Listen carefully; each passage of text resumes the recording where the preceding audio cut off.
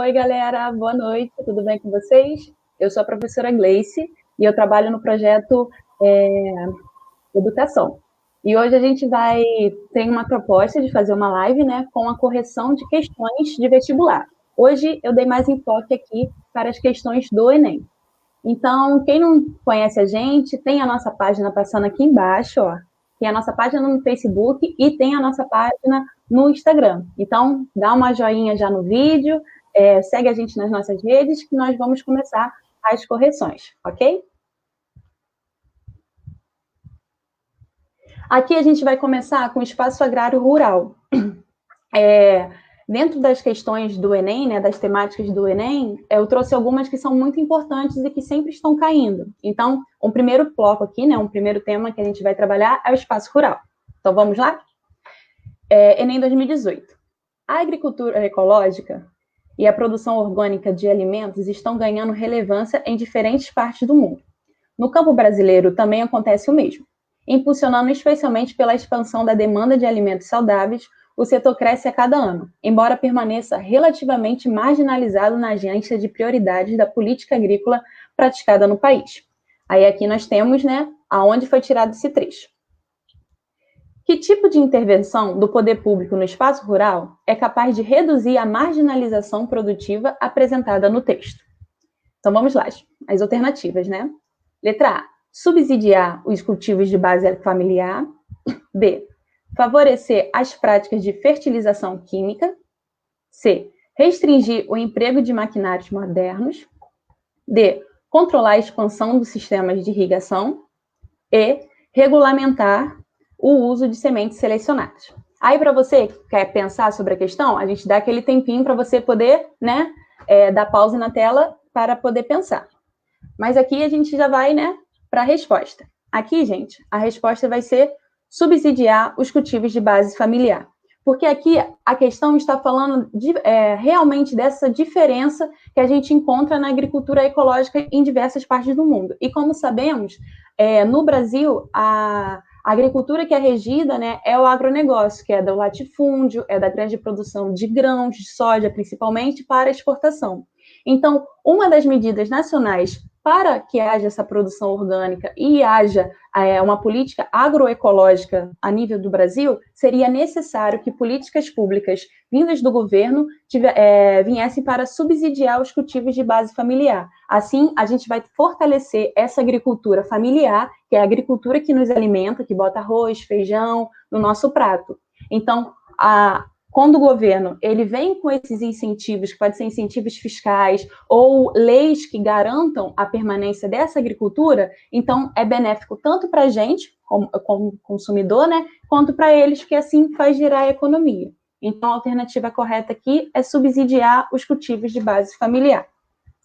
Tudo certinho? Outra questão que eu trago aqui, também do espaço rural, vão vir com 2 textos, também do Enem. A nossa luta é pela democracia da propriedade da terra, cada vez mais concentrada no país.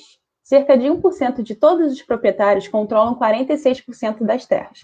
Fazemos pressão por meio da ocupação de latifúndios improdutivos e grandes propriedades, que não cumprem a função social, como determina a Constituição de 1988. Também ocupamos fazendas que têm origem na grilagem de terras públicas. Aqui, esse trecho foi tirado do site do MST. Texto 2.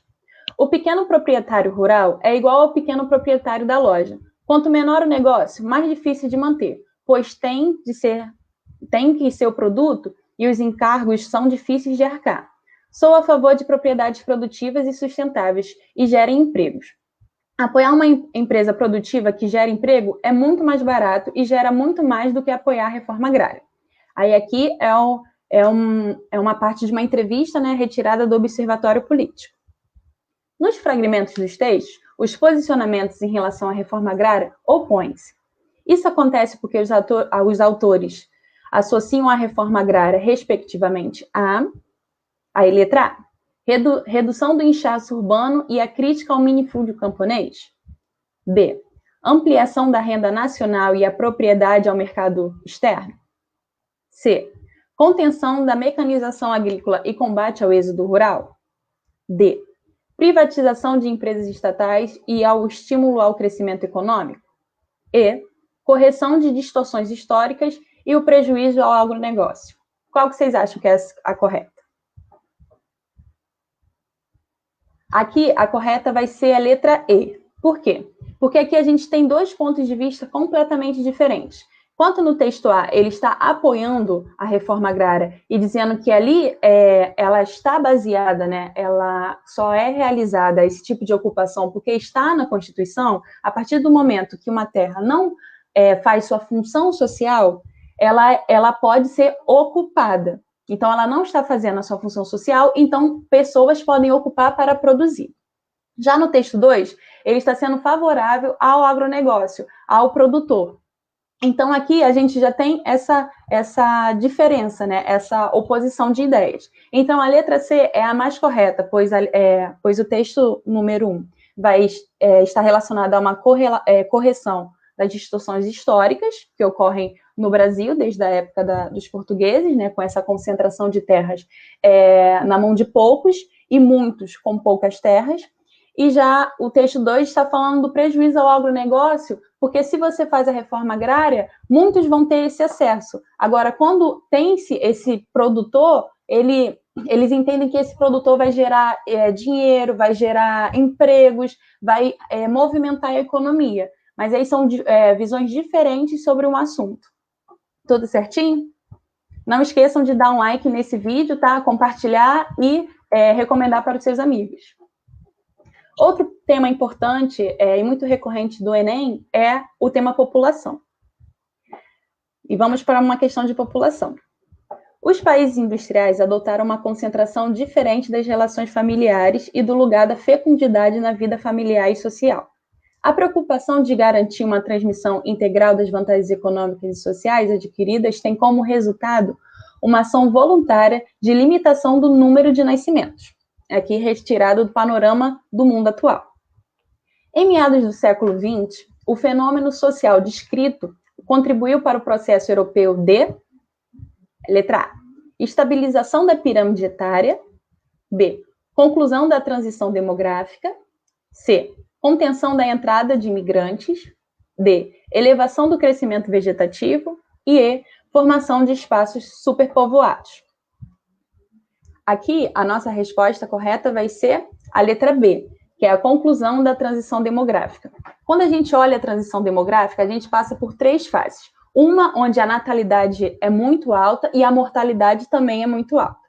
Já na segunda, nós temos uma natalidade muito alta e a mortalidade baixa, com os avanços de questões sanitárias, uma revolução hospitalar. Então, a gente já tem avanços de medicamentos e saneamento público nas diversas áreas. Por isso que cai essa mortalidade.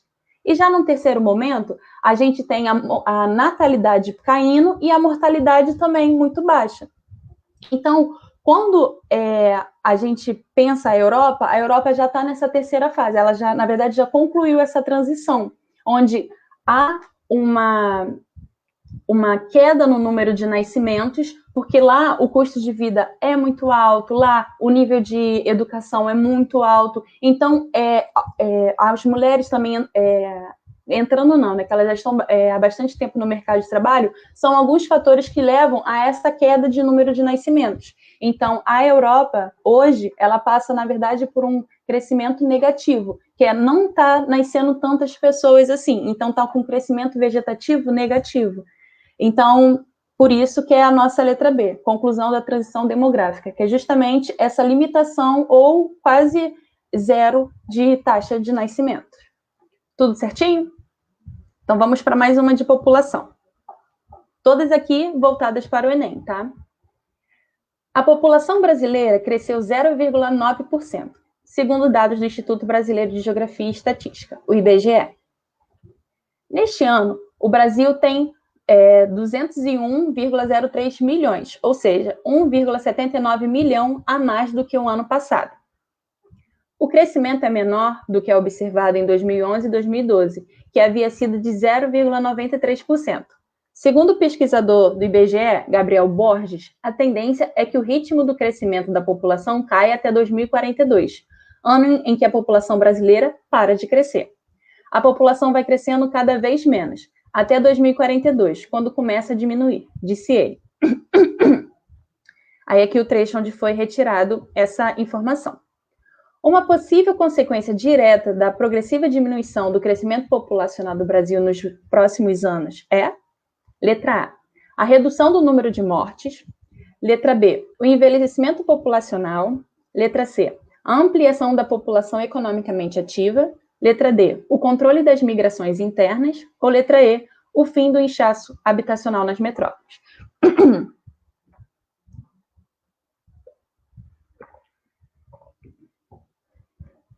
Aqui nós estamos falando da população, né? E esse movimento que a população sempre faz, que pode ser uma tendência ou não, de crescimento ou decaimento.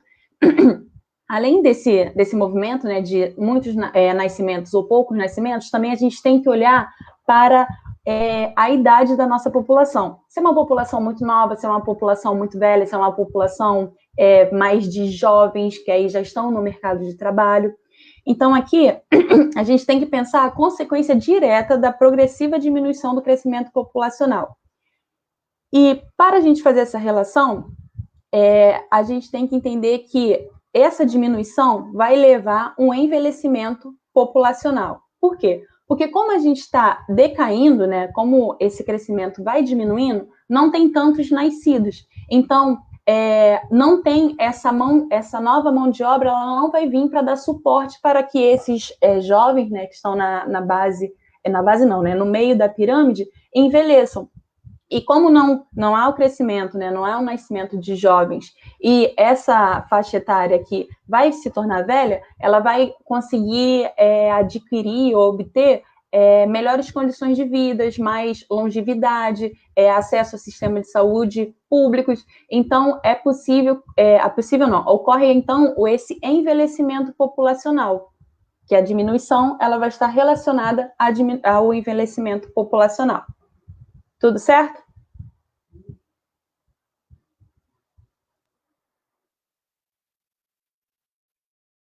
Agora, outra questão que a gente vai fazer, outro tema, né, relacionado, que cai muito no Enem, é sobre urbanização. Vamos lá. Trata-se de um gigantesco movimento de construção de cidades, necessário para o assentamento residencial dessa população, bem como de suas necessidades de trabalho, abastecimento, transporte, saúde, energia, água, etc. Ainda que o rumo tomado pelo crescimento urbano não tenha respondido satisfatoriamente a todas essas necessidades, o território foi ocupado e foram construídas as condições para se viver. Aí, tirada do livro Brasil, Cidades Alternativas para a Crise Urbana. A dinâmica de transformação das cidades tende a apresentar uma consequência a expansão das áreas periféricas, pelo ou pela, aí letra A, crescimento da população urbana e aumento da especulação imobiliária. B, direcionamento maior do fluxo de pessoas devido à existência de um grande número de serviços. C, delimitação de áreas para uma ocupação organizada do espaço físico, melhorando a qualidade de vida. D, implantação de políticas públicas que promovam a moradia e o direito à cidade aos seus moradores. Ou E, reurbanização de moradias nas áreas centrais, mantendo o trabalhador próximo ao seu emprego, diminuindo os deslocamentos para a periferia. E aí, qual você marcaria? Aqui, galera, nós vamos ter a alternativa correta, a letra A. Porque essa dinâmica de transformação, né, das cidades, ainda mais relacionado às residências, vão estar relacionado a um crescimento da população urbana e o aumento da especulação imobiliária. Por quê? Porque quando uma cidade ela não tem capacidade de absorver toda uma população, elas acabam indo para áreas mais periféricas, áreas que estão na periferia, o conceito correto, né? Na periferia do centro. Então, elas começam a ir para áreas que elas não têm tanta infraestrutura assim, como o que ela diz ali em cima, né? Abastecimento, transporte, saúde. Então, uma consequência quando a cidade não consegue absorver toda essa mão de obra, toda essa população que está vindo para lá, ela acaba se expandindo para áreas periféricas. E uma consequência disso é o aumento da especulação imobiliária, porque essas áreas que são centrais e que têm essa infraestrutura, elas vão ficar muito mais valorizadas. Então, assim, os produtores, né, do espaço urbano, eles conseguem fazer com que haja uma oscilação de preço. E só quem tem muito dinheiro consegue pagar para morar nesses lugares com uma melhor infraestrutura. Já aqueles que não têm e não conseguem um espaço de moradia que tem essa infraestrutura, acaba indo para essas áreas periféricas. Então, elas acabam se arriscando, né, e morando em áreas que têm tendências a deslizamentos, que não tem uma rede de saneamento, uma rede de água adequada. Então, aqui a gente tem como certa a alternativa A, crescimento da população urbana e aumento da especulação imobiliária. Ainda no tema de urbanização, a gente tem a seguinte questão. O consumo da habitação, em especial aquela dotada de atributos especiais no espaço urbano, contribui para o entendimento do fenômeno, pois certas áreas tornam-se alvos de operações comerciais de prestígio, como a produção ou a renovação de construções, diferentes de outras porções da cidade, dotadas de menor infraestrutura. Aqui temos Santos, né, com um consumo de habitação de luxo no espaço urbano parisiense. O conceito que define o processo descrito denomina-se A. Escala cartográfica. B. Conurbação metropolitana. C. Território nacional. D. Especulação imobiliária. Ou letra E. Paisagem natural.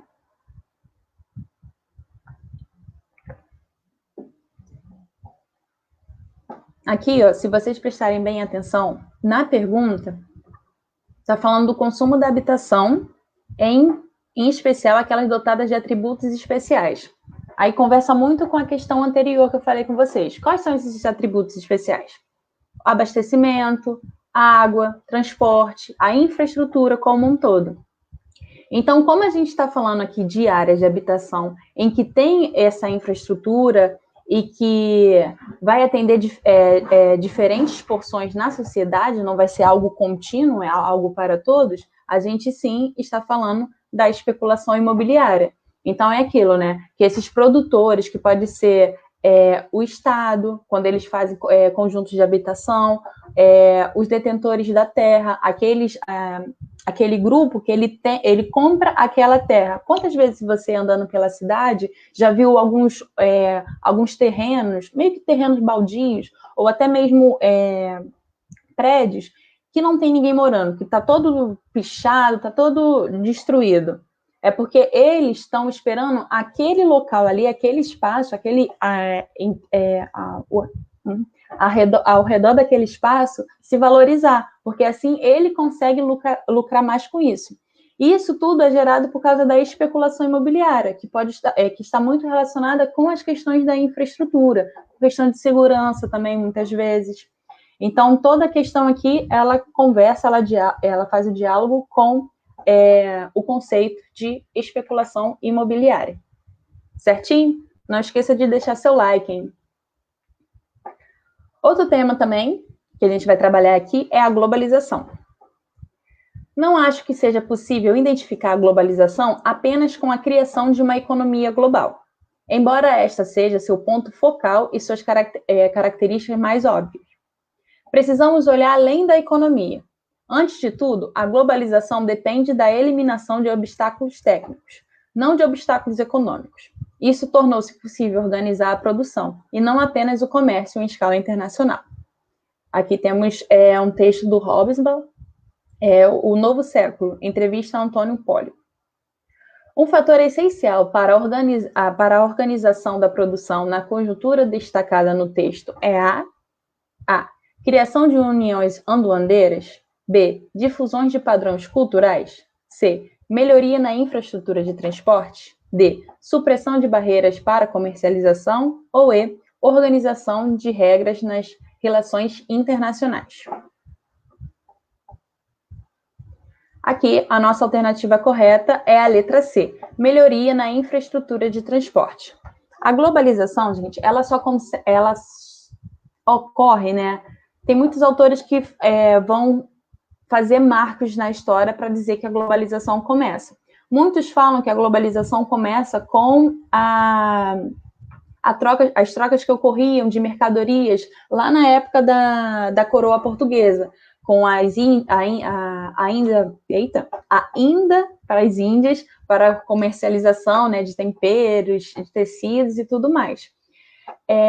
Só que para ocorrer isso, o que acontecia? Né? Eles pegavam um navio e iam lá e demoravam meses para chegar ao seu destino. Só que com o avanço tecnológico, a gente vai melhorando esses sistemas de transporte e de comunicação também. Porque imagina só, você se comunicar a carta, demorava muito. E com o tempo, essas tecnologias, né, elas foram avançando e melhorando. Temos até uma representação muito interessante do David Harvey, que é o mundo, do tamanho que ele é, mas a partir do momento em que essas tecnologias de transporte e comunicação vão se desenvolvendo, esse mundo ele vai ficando cada vez menor. Fisicamente, o mundo ainda é do mesmo tamanho, ainda temos a mesma distância e tudo mais. Mas só que com a rapidez desse transporte e dessa comunicação, parece que o mundo encolheu.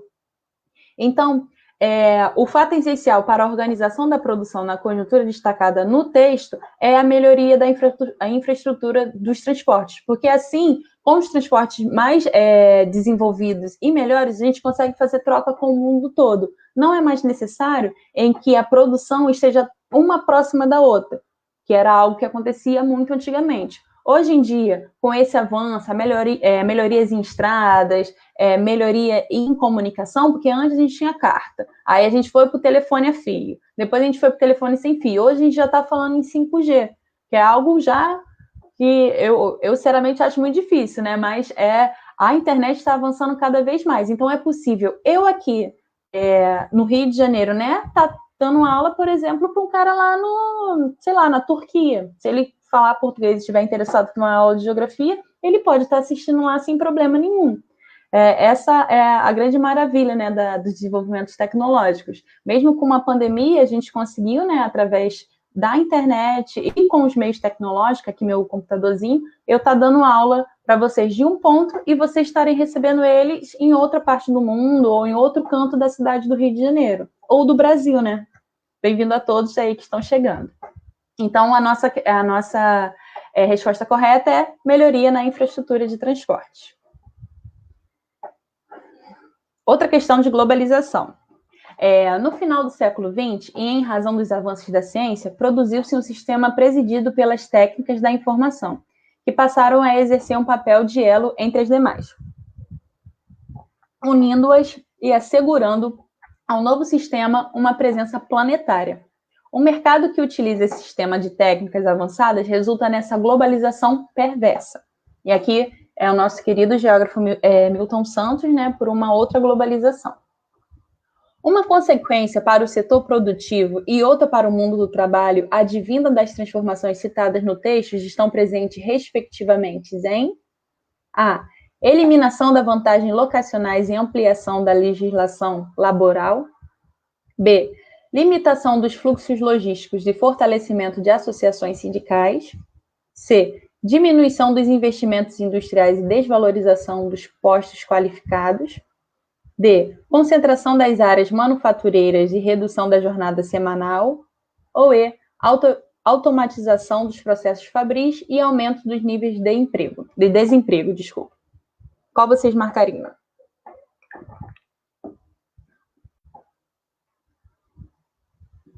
Aqui, gente, a gente vai ter a letra E como a resposta correta. Eu estava falando aqui antes, né, que a globalização é uma maravilha por causa do avanço das tecnologias, o transporte é ótimo. Se eu quiser hoje ir para Portugal, é só pegar um ônibus, olha, um avião que daqui a 20 e tantas horas eu vou chegar lá. E pensar que lá na época de 1500, né, eles demoravam o quê? 3, 4 meses para poder chegar aqui? Olha a diferença, né? Mas como nosso querido geógrafo Milton Santos diz, nem tudo são maravilhas, né? Nós também temos o resultado dessa globalização perversa. Porque a partir do momento que a gente tem esse avanço das tecnologias Quem detém o capital vai deter também essas tecnologias. Então, muitas vezes, os proprietários das fábricas, das empresas, ainda mais voltadas para a produção, né, eles fazem o seguinte, eles retiram a mão de obra humana, né, a força de trabalho humana, e eles começam a fazer isso que a letra E está falando, que é a automatização dos processos fabris, é colocar robôs para começar a produzir, para começar a elaborar esse produto que a gente vai comprar nas lojas. E, consequentemente, né, se um está entrando e o outro está saindo, o que ocorre é que vai ter um aumento do nível de desemprego, porque agora muitas pessoas elas vão perder os seus postos de trabalho por causa dessa mecanização, né, por causa dessa entrada dos robôs no processo de fabricação. Tranquilo? Um vai entrar, né, a tecnologia vai entrar e, infelizmente, a mão de obra humana vai sair, porque assim esse dono, né, esse empresário, ele não vai ter tantos gastos, porque aqui ele está pensando no lucro, né? Então, imagina, você tem que pagar salário para aquela pessoa pode faltar por estar doente, por acontecer alguma coisa, e agora a gente tem um robô, né? Que em nenhum momento ele cansa, em nenhum momento você precisa pagar salário a ele. Então, para ele, o lucro está nisso, que é eu não precisar pagar nada, porque esse robô, essa máquina vai fazer todo o trabalho. Agora, antes eu precisava de, sei lá, 20 pessoas para poder produzir esse notebook, agora eu vou precisar só de um robô e de uma pessoa, né, uma mão de obra, um contrato para poder fazer a manutenção desse robô. Fora isso, ele consegue colocar todo o processo com robôs. E agora, chegando ao finalzinho das nossas correções, vamos falar sobre preservação. Um dos principais objetivos de se dar continuidade às pesquisas em erosão dos solos é o de procurar resolver os problemas oriundos desse processo, que, em última análise, gera uma série de impactos ambientais. Além disso, para a adoção de técnicas de conservação dos solos, é preciso conhecer como a água executa seu trabalho de remoção, transporte, deposição de sedimentos. A erosão causa quase sempre uma série de problemas ambientais, em nível local ou até mesmo em grandes áreas. Aí aqui temos de onde foi retirado essa informação. Aí vamos para a pergunta que está aqui, ó. A preservação do solo, principalmente em áreas de encostas, podem ser uma solução para evitar catástrofes em função da intensidade do fluxo hídrico. A prática humana que segue o caminho contrário a essa solução é a aração, B, o terraceamento, C, o pousio, D, a drenagem ou E, o desmatamento.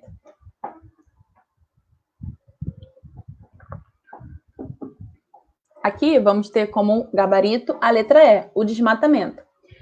Vocês olhando as outras questões, vocês vão ver que algumas relacionam com a ajuda, né, dessa drenagem da água, a água entrando e infiltrando o solo, o que é algo bom, né, porque vai conseguir com que as árvores, as plantas consigam retirar a água daquele lugar. E a única aqui que está falando que não é o desmatamento, né, mas vamos uma por uma.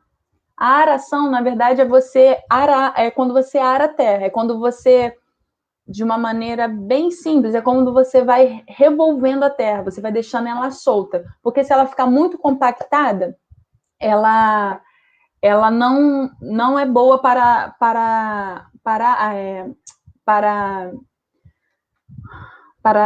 aquele solo absorver os nutrientes, também a questão da água.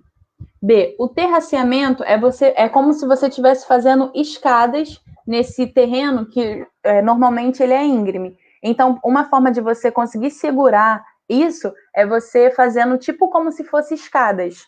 Escadas onde você vai produzindo. Então, não vai haver um deslizamento. Vai haver etapas, né, onde essa água pode vir caindo. Então, é uma maneira de você segurar até a terra. O C, o pousio. O pousio, ele ocorre quando você tem um terreno e você divide ele vamos botar, em 4 partes. O pousio vai ser você produzir em 2 e deixar dois espaços de terra descansando. Então, 2 vão estar produzindo e 2 vão estar descansando. Após você fazer essa colheita, esse lugar onde você acabou de colher vai descansar e esse que estava descansando vai começar a produzir. Então, você faz esse meio que rodízio de terras para nunca acabar com os nutrientes daquele solo. Então, é uma forma, vamos botar aspas, né, gentil de você cuidar e de você preservar do solo.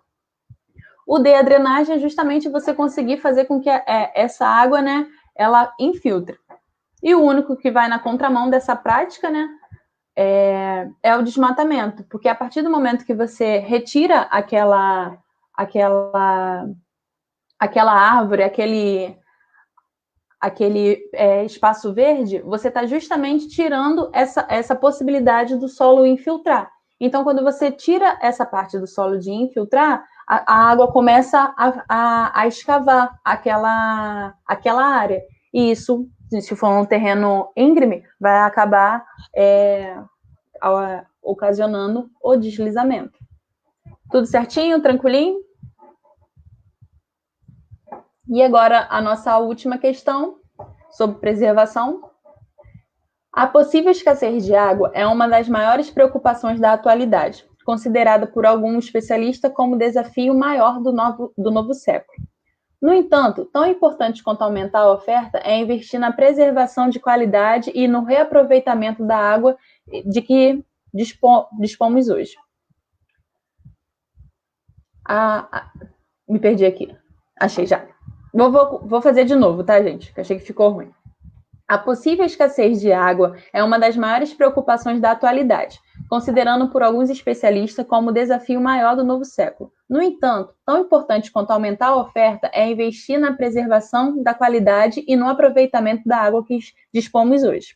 A ação humana tem provocado algumas alterações quantitativas e qualitativas na água.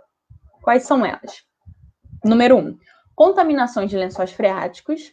2. Diminuição da umidade do solo. 3. Enchentes e inundações.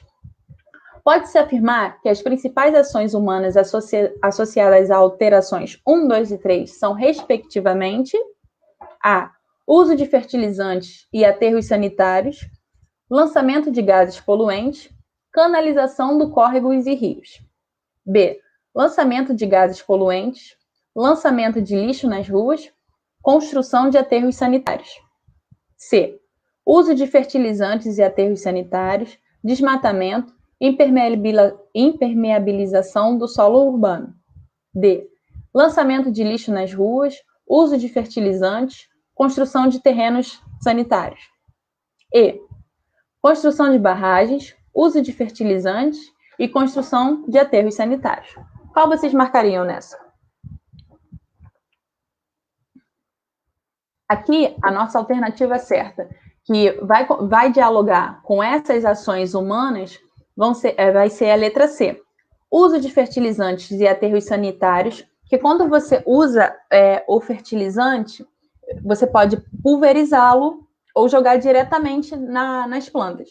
E isso, com o tempo, com as chuvas e tudo mais, eles vão infiltrando, eles vão entrando no solo. O aterro sanitário é a mesma coisa. Precisa ter todo um cuidado para a criação de um aterro sanitário. E quando você não faz esse cuidado, né, essa proteção ali, ele vai... esses compostos orgânicos, eles vão apodrecendo, né, sofrendo efeitos, e eles vão acabar gerando um churume. E o churume é um líquido que ele pode infiltrar. E quando você infiltra, você pode acabar chegando num lençol freático, que é essa água subterrânea. A diminuição da umidade do solo é justamente com desmatamento. Quando você tem a mata ali, as árvores, as plantas, elas ajudam a fazer a infiltração através de suas raízes. Então, isso vai fazer com que o solo tenha umidade. A partir do momento que você tira, essa água ela não consegue infiltrar. E muitas vezes pode acontecer aquilo que eu falei com vocês, que é o deslizamento, ou até mesmo a enchente, que depende do solo, né? Depende da sua constituição. E enchentes e inundações está muito relacionado com essa impermeabilização do solo urbano, que é quando a gente começa a passar asfalto em tudo, a água ela não consegue infiltrar. Então, ela começa a acumular ali. Então, como ela não tem para onde correr, né? Muitas vezes o nosso esgoto também, ele, como não é tratado, como não é retirado dos lixos, pode acontecer de, no final daquele dia, né? Ou durante aquele momento de chuva, acontecer as enchentes e as inundações. Então, gente, foi isso. Essa foi a nossa aulinha, né, sobre correção de questões do vestibular. Aqui eu dei mais enfoque para as questões do Enem. Eu espero que vocês tenham gostado. Se tiver alguma dúvida, alguma questão, vocês podem procurar a gente nas nossas plataformas, que tem aqui no Facebook, passando aqui embaixo, tá? E também temos o nosso Instagram. A gente está aberto para receber todo mundo. As aulas são sempre ao vivo, né, pelo Meet. A gente está recebendo todo mundo. É um projeto muito legal. Eu espero que vocês gostem, tá? E antes de terminar, não esqueçam de curtir, compartilhar e indicar um amigo o nosso projeto, tá bom? Beijão, tchau.